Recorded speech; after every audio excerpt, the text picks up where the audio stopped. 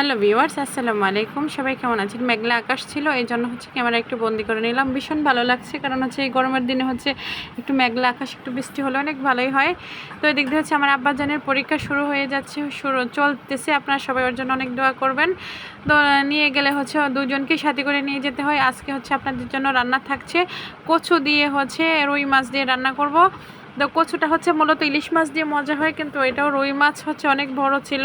তো কচুগুলো আমি ফার্স্ট সিদ্ধ করে নিয়েছি, কিন্তু কচুগুলো রান্নার করে বিশ্বাস করেন এতটাই স্বাদ হয়েছে, বোঝাই যাচ্ছে না যে এটা কচু রান্না করেছি। মনে হচ্ছে যে মাটির তলের আলু, পেস্তা আলু ওটা রান্না করেছি, এরকম দেখা যাচ্ছে।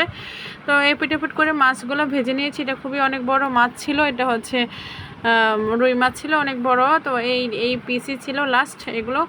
তো এখন আমি সিদ্ধ করে একদম ধুয়ে নিয়েছি। দেখেন কতটা সিদ্ধ হয়ে গেছে। আমি ভাবছিলাম যে কতটা সিদ্ধ হবে না, বাট মাশাআল্লাহ অনেক সিদ্ধ হয়েছে। এখন মূল রান্নায় চলে যাচ্ছি। তো মাছ বাজারে একটু তেল আর এমনি একটু তেল দিয়ে আমি এখন পেঁয়াজ কুচি দিয়ে দিয়েছি এখানে। তো আর প্রথমত রান্নাটা দেখে বলতেছে কেমন জানি, হ্যাঁ, বাট খাওয়ার পরে মাশাআল্লাহ। আর বিশেষ করে তো ঘরের মানুষজনের নিজের বউয়ের প্রশংসা করতে ওনাদের কষ্ট হয়, তাও মাঝে মাঝে করে।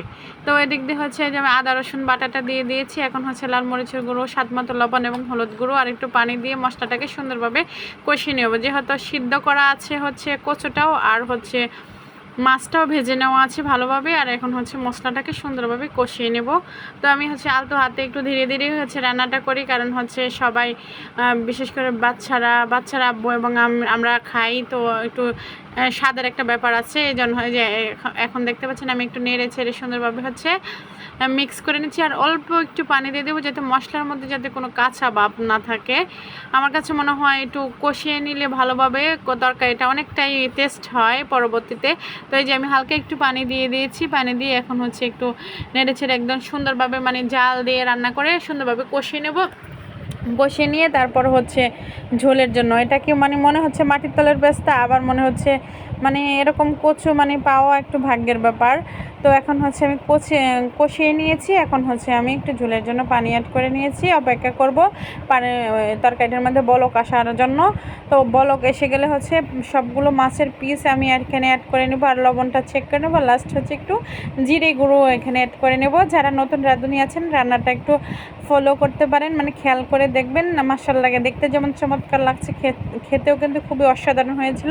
তো আমি ভেবেছিলাম যে কচু বিশেষ করে এমনি তো ইলিশ মাছ বা চিংড়ি মাছ দিয়ে অনেক স্বাদ হয় না, বাট মাশাআল্লাহ এটা বড় একটা রুই মাছ ছিল, আগে আপনাদেরকে ভিডিও করে দেখিয়েছিলাম। তো ওই মাছের কিছু পিস ছিল, ওইটা দিয়ে করে নিলাম।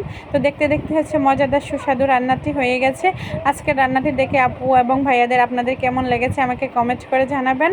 আর এভাবে আপনারা রান্না করে খেয়ে দেখতে পারেন। আর আজকের মতো এখানেই, সবাই ভালো থাকবেন। আল্লাহ হাফেজ।